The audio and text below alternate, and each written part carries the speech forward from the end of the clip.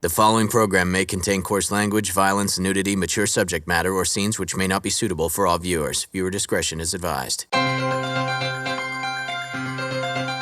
This is the X-Zone Broadcast Network, broadcasting worldwide on broadcast affiliates and satellite program providers, including CNN Broadcast Network, Sirius Satellite Network, Star Media, Good News Radio Network, Angel Broadcast Network, Wiki Broadcast Network, and WPBN TV. For more information on the X-Zone Broadcast Network, visit us at www.xzbn.net.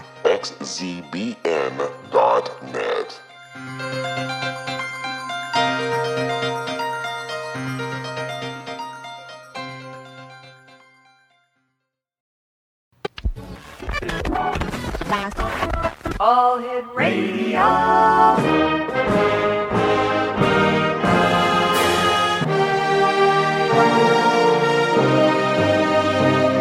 Welcome to the X-Zone, a place where fact is fiction and fiction is reality. Now, here's your host, Rob McConnell.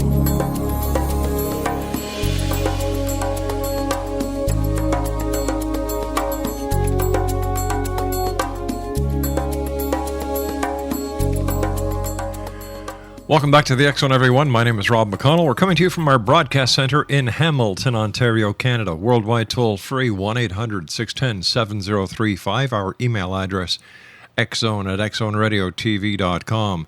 On all social media sites, X-Zone Radio TV, and our main website that is going to be undergoing a drastic change, I am told, over the next couple of weeks at www.xzoneradiotv.com. My guest this hour is Lieutenant General retired William G. Jerry BOYKIN. He was one of the original members of the U.S. Army's Delta Force. He was privileged to ultimately command these elite warriors in combat operations. Later, the general commanded all the Army's Green Berets, as well as the Special Warfare Center and School. In his 36 years in the Army, Lieutenant General BOYKIN also served with a tour with the Central Intelligence Agency. Now, he has participated in clandestine operations around the world and served his last 4 years in the Army as Deputy Undersecretary of Defense for Intelligence. Today, he is an ordained minister with a passion for spreading the gospel of Jesus Christ and encouraging Christians to become warriors in God's kingdom. So I guess we can say he went from the military soldier to an onward Christian soldier. His website is www.kingdomwarriors.net. And General BOYKIN, welcome to the X-Zone. Well, thank you very much, Rob. It's a privilege to be with you. General, there's a lot going on in the Middle East. We have ISIS, who has beheaded a second journalist. We have Iran that is saying, hey, you know what, we're going to start, well, what are we going to do? Are we going to get involved? Are we going to support? How are we going to fight ISIS? We have Israel, smack dab in the middle, and Israel is the birthplace of Christianity. Yeah, it certainly is. And yes, are we going to get involved? We, the United States, and we are involved at this point. The problem is that our involvement has been somewhat feckless up to this point. There's no real strategy associated with it. It's been kind of a knee-jerk reaction. Now, can I point out, Rob, that it's important for listeners to understand that ISIS is not a new phenomenon, nor are beheadings. ISIS has been around since the late 90s. It became much more popular and well-known in about 2003, 2004, when it was known as Al-Qaeda in Iraq under the leadership of a guy named Abu Musab al-Zarqawi, who was killed in 2006 in a drone strike. But we've been watching these people, and their methodology has been beheadings. They've beheaded hundreds, if not thousands, of people. So there's nothing new here. The question is whether America is going to step up to this evil now in a coordinated and serious sort of way. And up to this point, there's no there's nothing positive coming out of our administration that would lead us to believe that America is going to take the right steps. I hope that's going to change. Well, no disrespect meant here, General, but I would think as a citizen that my government, my military, would have contingency plans just in case these acts happened, that they would be able to react quickly in order to suppress or totally delete the threat. How come there's nothing nothing here? I know, and trust me, I'm not offended by that because you're absolutely right. I agree with you. And you would think that since we've been watching ISIS, especially for over a decade, that we would be prepared right now to start an all-out campaign against them. And the reality is we have watched them, but we have prepared apparently no plans, no strategic concepts for how to deal with them. And that reflects, though, sort of an ongoing attitude by the American administration. It's almost as if, on the one hand, we support the very people we should be condemning and going after. And a good example of that is how we supported the Muslim Brotherhood in Egypt when they overthrew Hosni Mubarak. And Mubarak was, while he was a despot, he was still less of a threat to the Middle East, to world stability, to Israel, and even to the United States than was the Muslim Brotherhood. But we supported the Muslim Brotherhood. We did the same thing in Libya when we supported the rebels that killed Muammar Gaddafi. There's no sound reason or logic for us to support them, given that they were also part of Al-Qaeda. And then we supported the wrong side in Syria as well, because even though, the leader of Syria is in fact a despot, an evil man himself, as Bashar al-Assad. General, we've got to take a 2-minute commercial break here, sir. I'm sorry to interrupt. Okay. But General Boykin is our very special guest this hour, www.kingdomwarriors.net. Lieutenant General Boykin and I will be back on the other side of this break. Don't go away.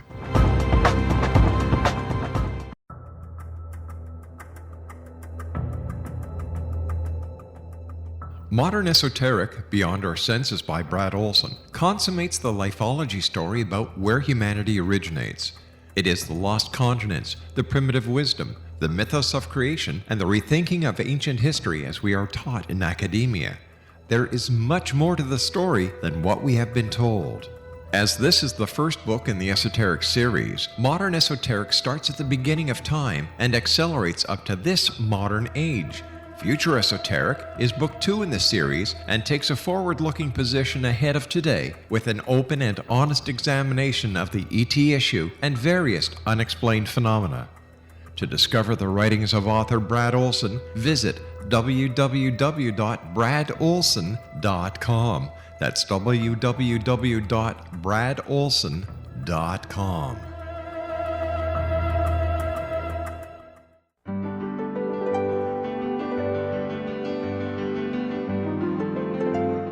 Named one of the world's greatest psychics, Elizabeth Joyce is now giving readings worldwide via Skype.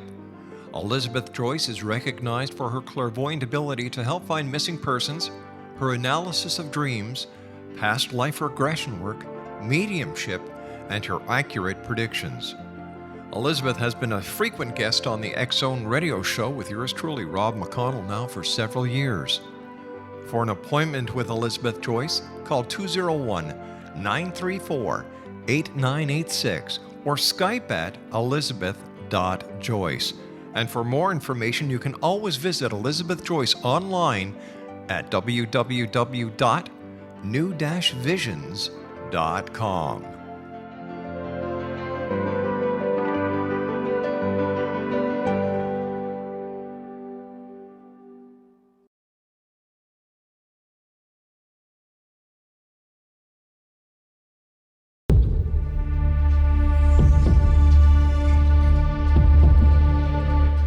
Exonation Lieutenant General William G. Jerry Boykin, retired from the United States Army, is my special guest this hour. His website is www.kingdomwarriors.net. General, with all the the intelligence that is available to the decision makers in high places in Washington, why weren't the proper steps taken in preparing for what I'm sure many within the intelligence agencies knew was going to happen with ISIS and other terrorists? Well, I think that there's a tendency to just ignore the threat and think that it's going to go away, or just simply not believe that it could be a serious threat to American interest. The reality is we have a pattern of that, as I've said earlier, of ignoring the threats, and as a result of ignoring them, then not taking the necessary steps to prepare to defend against those. And, it's kind of like the whole situation with Russia where we push this theoretical reset button. I think this administration thinks that they pushed a reset button with Islamic extremists, and it hasn't worked out very well either with Russia or the Islamic extremists. So we are totally unprepared. We even have them inside the United States, and instead of standing against them and trying to ferret them out, what we're actually doing is tolerating them and allowing them to get stronger. Well, isn't that because the United States, just like Canada, is too politically correct? It is the bane of our existence, Rob. It is let me say this, because I'm writing a book right now with Dr. Stu Weber up in Portland, Oregon, and that's one of the things that I point out in the book, that political correctness is the result of a lack of moral courage. When people don't have either the guts, or we could use a more flowery term for what they're missing, to stand up and speak straight and speak honestly. And we've got so many people now today that don't have the courage. So what they do is they default to political correctness and wind up saying nothing. It's killing us. Yeah, but is that the reason, sir, or is it because these at one time very minority groups actually used the system that's in place to their advantage, and they know damn well that if you were to say anything against Islam or against Muslims or against any other religious philosophy, that you're going to be targeted, and you're going to receive the label as a person who is anti-Islam, anti whatever the organization is. And this is something that I don't think anyone would like to have tagged on to them in social society. Well, I think you're making my point. You see, the people who speak in these politically correct terms and say nothing are the people that don't have the courage to tell the truth, regardless of the consequences, regardless of the fact that they're going to be called intolerant, Islamophobes, or whatever. And it comes back to a single issue, and it's a lack of courage. You've got to stand up. You've got to know what you believe to begin with. And then when you know what you believe and you know what you're willing to stand on, then you've got to have the courage to do it. And that's why we have so much political correctness today. People are not willing to take the wrath of these special interest groups or the media or the people around them and stand for what they know is right. Well, I have always believed, sir, that if you're not part of the solution, you're part of the problem. And what I see is the vast majority of society becoming ostriches. They put their heads in the sand, stick their butts up in the air, hoping that everything will be all right when their head comes back up, and it doesn't. It just makes everything worse. And when was it in the United States of America that it went from we the people to I the person? Because there's a lot of Saturday morning or quarterbacks out there who, oh, geez, if I was the president, if I was a congressman, if I was a senator, if I was this, I was that. They all have a great game plan, but when it comes to a time to put their mouth into action, boy, they sit down really fast. When did this all change in America? Because that's not the way America was founded. That's not the way early Americans were. No, you're absolutely right. First of all, I think Woodrow Wilson was part of this shift. And then, in the 30s, when Franklin Delano Roosevelt came along with his idea of a New Deal, we really began to see, I think, a major shift away from we the people, sort of the concept that we operate on the consent of the governed, and that our rights are unalienable rights. We kind of shifted from that to a dependence upon the government, and rule by an elite. Mm-hmm. And while we've had intermittent periods of where we've sort of walked away from that and turned back to what our founding principles were, like certainly with guys like Eisenhower and Ronald Reagan and George W. Bush, I think that fundamentally we've been in a trend of moving away from our founding principles, certainly since Roosevelt. Do you think that it'll ever be turned around? Can we get back to the grassroots of democracy and build a solid democracy where the American public can actually stand up and say what they want to say without having the fear of Big Brother, clobbering them on the head for going after some little religious organization or a major philosophy like the Muslim extremists that are out there? I think that, and a lot of people will not like my answer on this.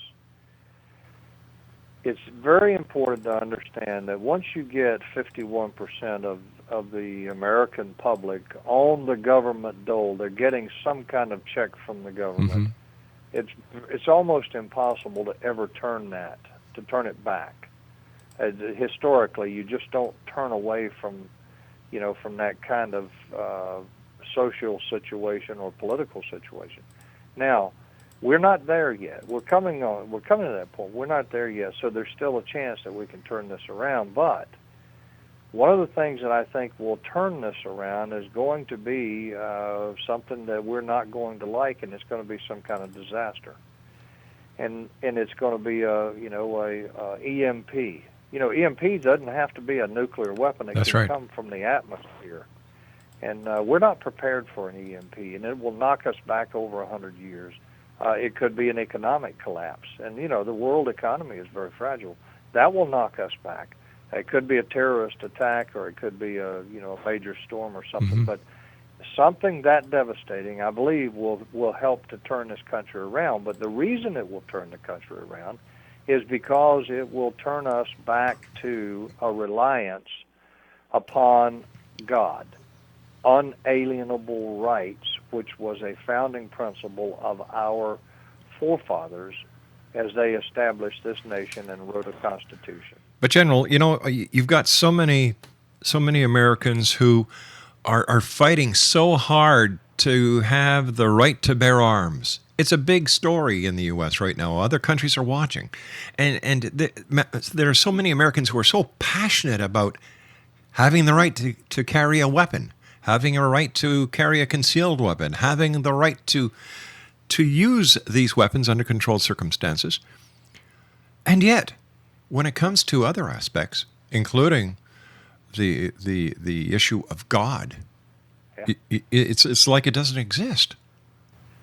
I cannot explain that, Rob. I just don't understand it, because the First Amendment, if you look at the history of the First Amendment, when our founding fathers, after the Revolutionary War, mm-hmm. where we were ultimately victorious over the British Empire, and they came back to Philadelphia to deal with not the Constitution. They had already written that, but they came back to deal with the amendments to the Constitution, which were essential to the ultimate ratification of the Constitution.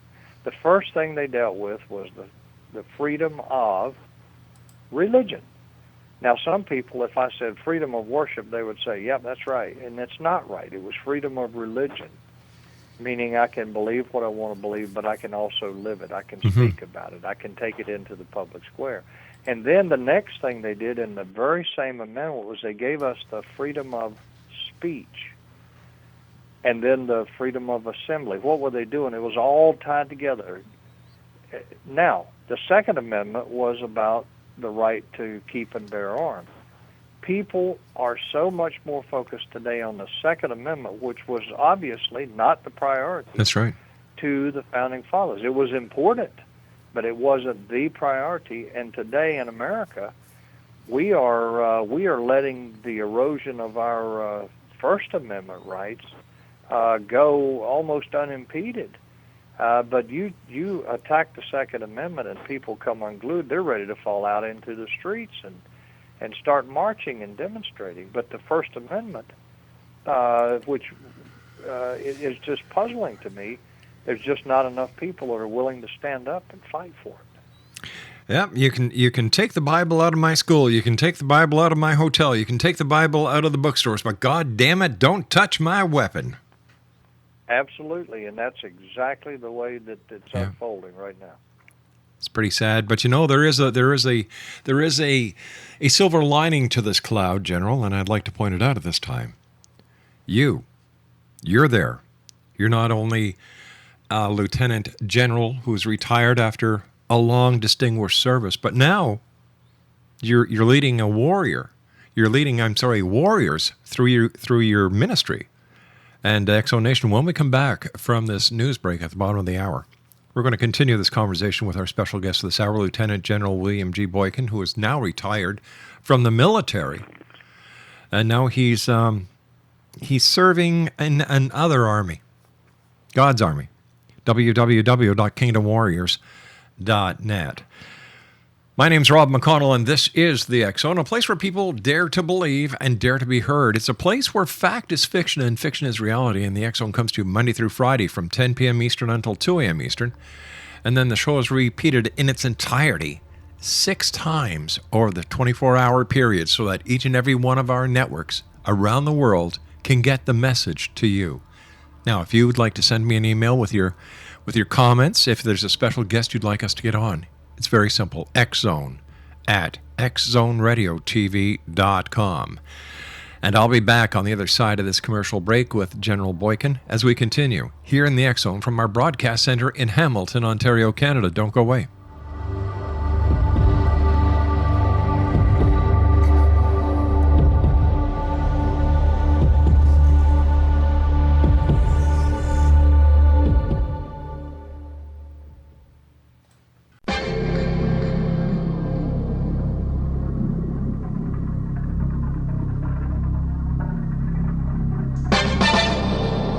Hi, this is Rob McConnell, just letting you know that the X Chronicles newspaper is now available online at www.xzonebookclub.com. All past editions and current editions of the X Chronicles newspaper are available for 99 cents. That's www.xzonebookclub.com, and that's 99 cents US per edition. And don't forget, the X Zone store is now open as well for all of your Exo Nation merchandise. www.thexzonestore.com.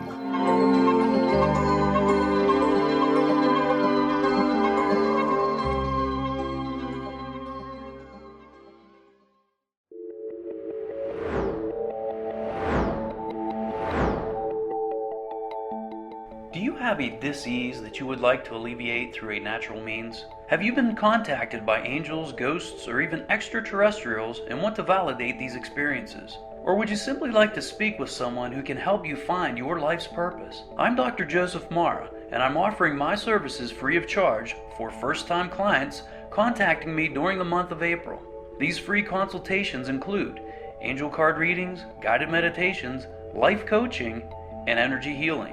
If you have always wanted to explore these types of experiences but were skeptical or simply could not afford them, then take advantage of this free special offer. Contact me through my website, aguidinglight, spelled LITE.com, to schedule your consultation today.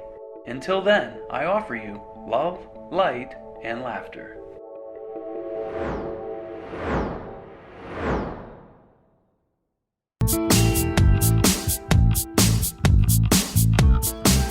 www.kingdomwarriors.net is the website where you can find out more about Lieutenant General Boykin. He was in the Army, and now he's in another army. He is a real onward Christian soldier. General, before we get into the ministerial side of what you're doing now and how people can get involved and become members of your army this time. I'd like to ask you your opinion on what's happening on the border in the southern part of the United States between the United States and Mexico. Yeah, Rob, thanks. That's a very important issue. As I said, we've been watching ISIS for over a decade. Well, the reality is ISIS, as well as other terrorist groups like Hezbollah and Hamas, have infiltrated America across our southern borders. Mm-hmm. Now, how do we know that? First of all, Robert Mueller, the former FBI director, testified about 5 or 6 years ago and told America that we had terrorist cells that had come across the southern border out of Mexico and were setting up in America. And then of late, the Border Patrol has made several announcements that they are finding Korans, prayer rugs, and terrorist training manuals in the wadis on the border of New Mexico, as well as Arizona and Texas. So we know that they are coming across our border. We know that they're coming with nefarious intent. What we don't know precisely is what they're bringing across that border. So it's a very dangerous situation, and it's all the more reason that America needs to get serious about sealing our borders, because we do have terrorists coming across those borders. You know, I was speaking to Jim Gilchrist, who is the founder and president of the Minuteman Project, and you know, I can understand his frustration. I can understand his concerns.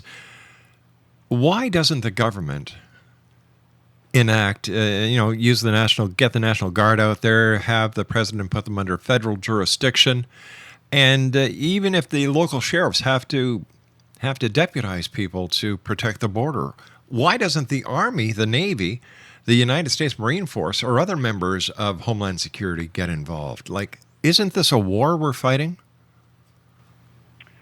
Well, it certainly is from my perspective, but our current administration sees this as a way of not only getting the Hispanic vote in America, which is growing. The Hispanic population in America is ultimately will exceed that of the Caucasians. Now, the second thing is, the more of these folks that you bring in that are indebted to a one party here, that being the Democratic Party, certainly the more votes you're going to get and the bigger voter base you're going to have for that party for a long time. And that's really what it's all about, and they're succeeding.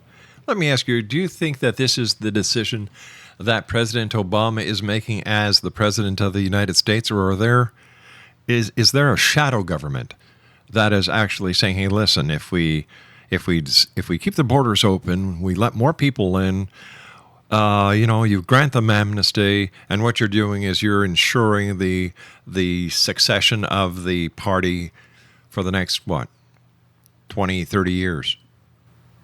Yeah, absolutely. And look, first of all, I think that the shadow government in America are the special interest groups. Mm-hmm. Many of them are Marxist groups supported and funded by George Soros. There are others with different agendas, and if there is such a thing as a shadow government, it's the people in these special interest groups that have so much influence on our president and his closest advisors, like Valerie Jarrett and others. And they really are influencing the direction of this country. And you're seeing now, though, that none of these special interest groups have any understanding of foreign policy or national security.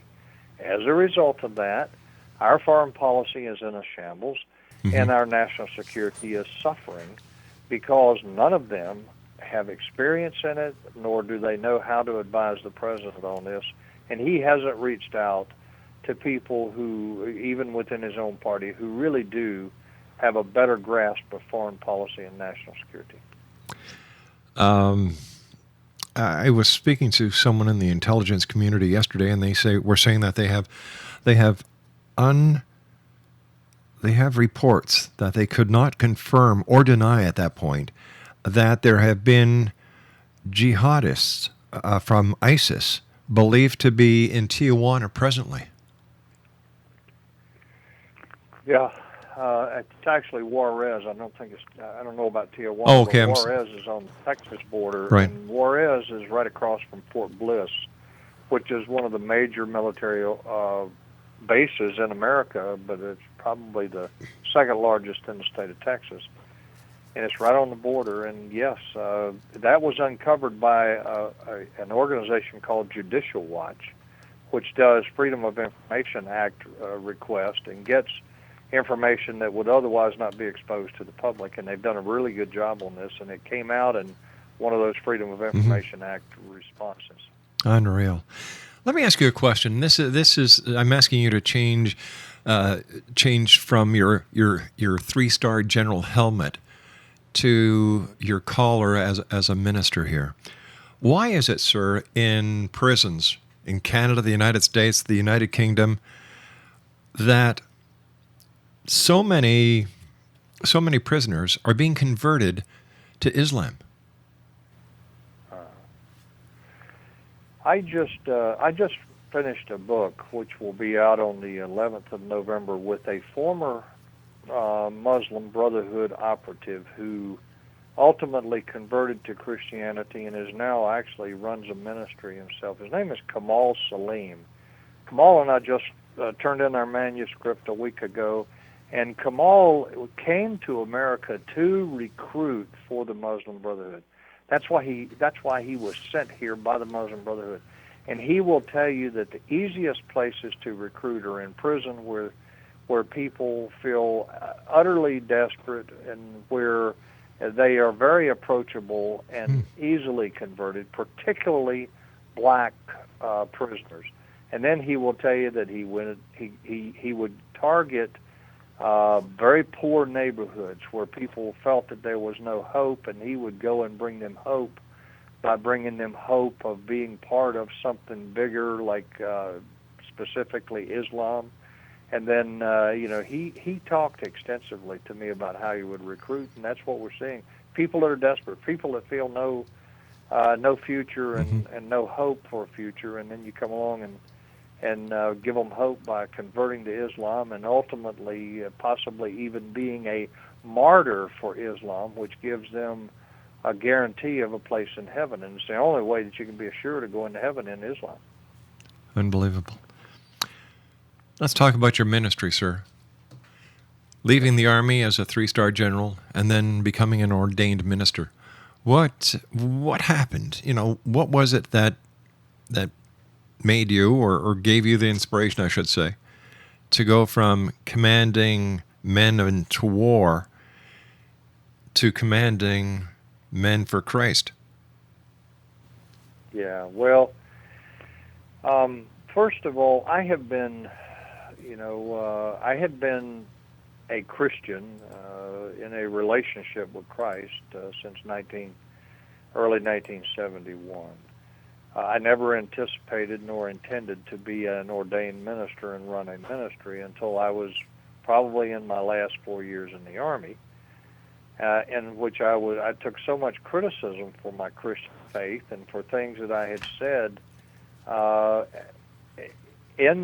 a Christian that I began to think about it, and while it was very hurtful, the criticism that I took, and I also began to realize that this was preparation for what I was to do when I left the Army.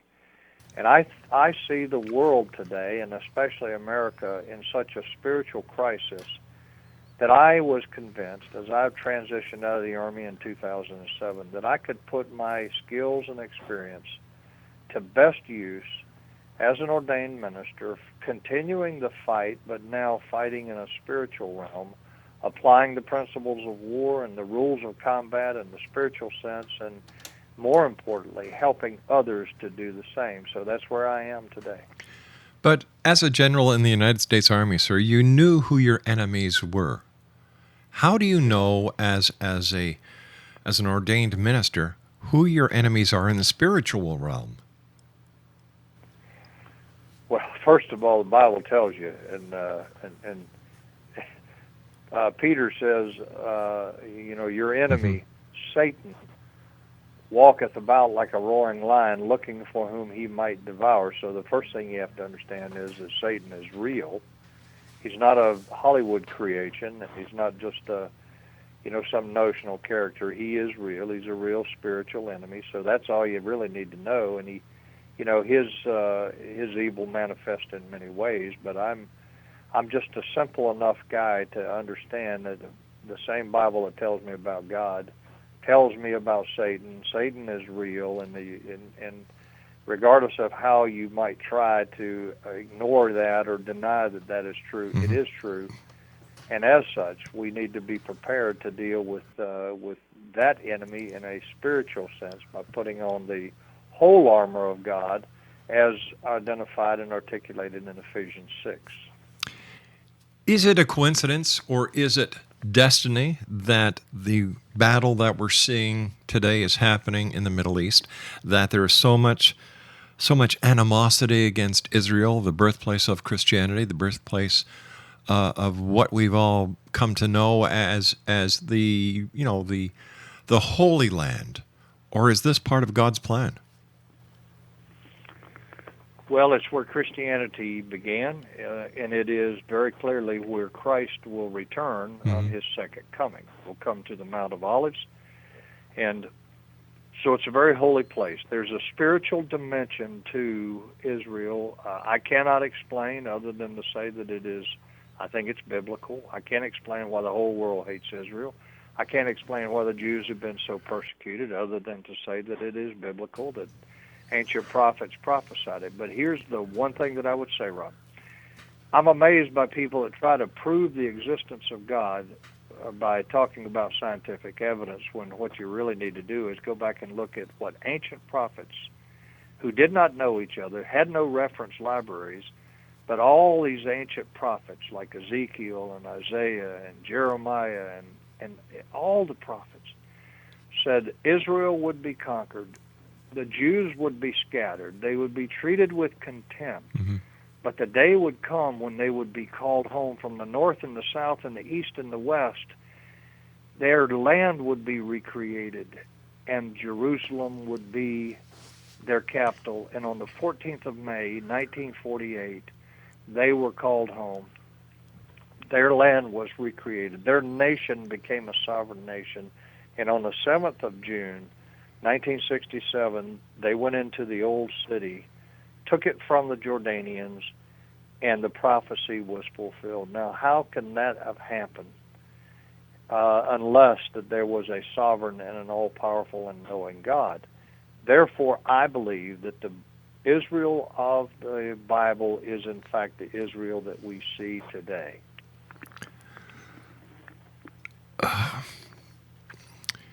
That is so true. How do you explain it? You can't. Faith is the strongest power in the universe. I have come to learn that, sir. And when we look at what's happening today, and I've read the Bible a number of times, I'm a Christian, I'm not ashamed to admit it on air. I've often wondered why Christ or God doesn't intervene into the mess of this planet. They could easily bring peace to the planet, couldn't they? If so, why don't they? Well, you have to ask yourself, as you read through the Bible, why didn't God just change the abysmal situation that the Israelites were in? I mean, they had a history of getting themselves into trouble. Yeah, but he gave them. The reality is, he gave them a hand when they were crossing the Red Sea. He took out a number of Egyptians. He led them by day, pillar of smoke, by night a pillar of fire. He did help them. After 400 years of slavery. Now, how many years has this world been fighting? Price. Well, haven't we paid the price yet, sir? Well, apparently not. Yeah. I mean, it does not appear that. Look, in America, let's look at this. Okay. If you go back to the book of Judges, the Israelites asked for a king. And God said, you don't want a king. They said, no, everybody has a king. We want a king. And he said, yeah, you really don't want one. But if you really want one, I'll give it to you, but you're not going to like it. You know what? America asked for a king. all the warnings were there. You don't really want to do what you're about to do, but we asked for a king, and we elected and re-elected a king rather than a president that understood and supported the Constitution. And again, founding principle of that being unalienable rights as well as consent of the governed. We asked for a king. So we're suffering, from my perspective, in America because we asked for a king and we got a king. So be careful what you ask. That's right. When do you think the second coming of Christ is going to happen? Are we in the final days as described in the book of Revelation, sir? Yeah, I would encourage people to go back and read Ezekiel 38 and 39, and I think they'll see that much of what's described in Ezekiel 38 and 39, or the war of Gog and Magog, is taking place. It's shaping up. We're seeing alliances being formed in North Africa, or ancient Put, as well as ancient Cush, and we're seeing all of this coming together. And then we're also seeing, if you watch Turkey and you watch Syria and Iraq and Iran and even Russia, what you're seeing is these alliances are forming now, and I think we're going to see Ezekiel 38 and 39 unfold in my lifetime. I really believe that. General, stand by. We've got to take our final break, sir. General BOYKIN is our guest. Okay. Exo Nation will be back in 4 minutes. Don't go away.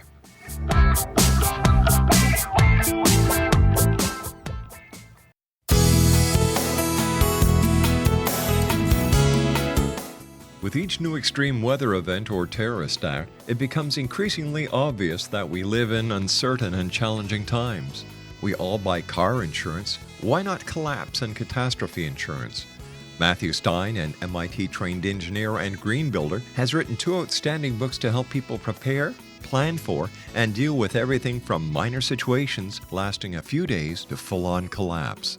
Matt's first book, When Technology Fails, is a manual for self-reliance, sustainable living, and surviving the long emergency. This massive book covers the gamut from first aid and emergency preparedness to alternative healing, renewable energy, primitive living skills, and 18th century technologies that could be critical to your comfort and survival in a long-lasting crisis. Matt's second book, When Disaster Strikes, is a comprehensive emergency preparedness handbook and survival guide. When Disaster Strikes is an essential item for every family's go bag. Both books are available at all usual sources. There's a wealth of totally free information posted at whentechfails.com, and author-signed copies may be purchased at mattstein.com. That's www.whentechfails.com and www.mattstein.com.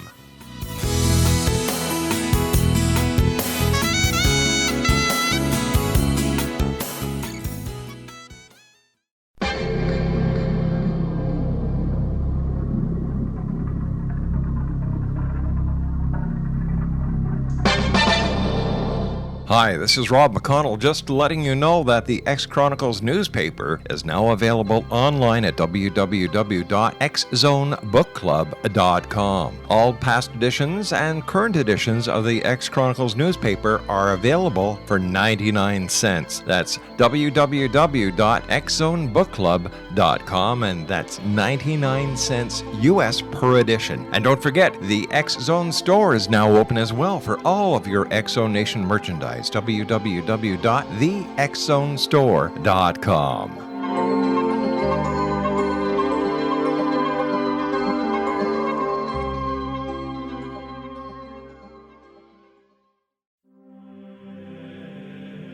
Rob McConnell here, presenting an overview for Nicholas Paul Jennings, author of a fascinating book, Amen. It presents facts revealed by Egyptologists, facts that enable us to understand why Amen is the beginning of creation of God. It provides recommendations for religious leaders of the major religions to unify their beliefs and teach the Word of God. Love one another. Amen informs people how mankind conceived God. It was the Egyptians that developed the concepts of a soul, a hereafter, and Son of God. And finally, after the worship of many gods, they conceived the belief in one universal God, the maker of all there is. For more information, visit www.futureofgodamen.com. That's www.futureofgodamen.com.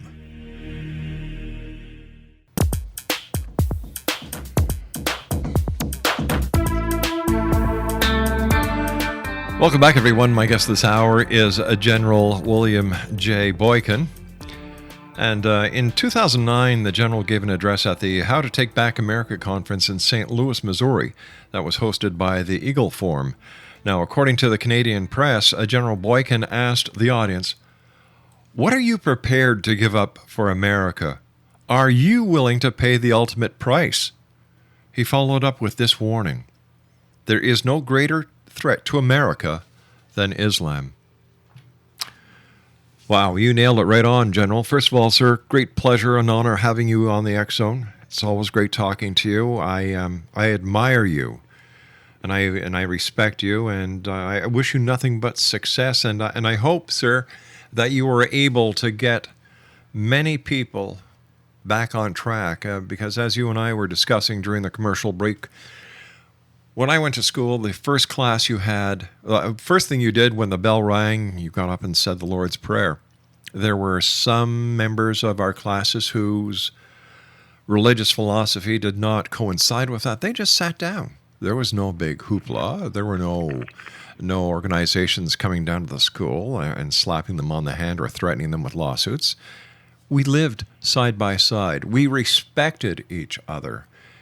And is this one of the big problems in this whole mess that we see in the world today, that there's just not enough respect between one religion and the other? Well, that's part of the problem. Certainly, I don't know if it's religions as much as it is, denominations. I think certainly in America, denominations are actually divisive. Protestant versus Catholic, Baptist versus, Pentecostal or whatever. But that said, you've identified, I think, what is a huge problem, and it's really hurting our society.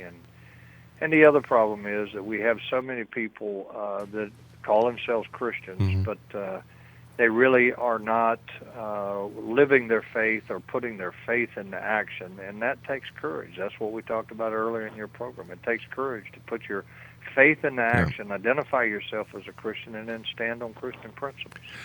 We've got about 2 minutes, General. Tell me a little bit about Kingdom Warriors. Well, it's a ministry that I started when I retired in 2007.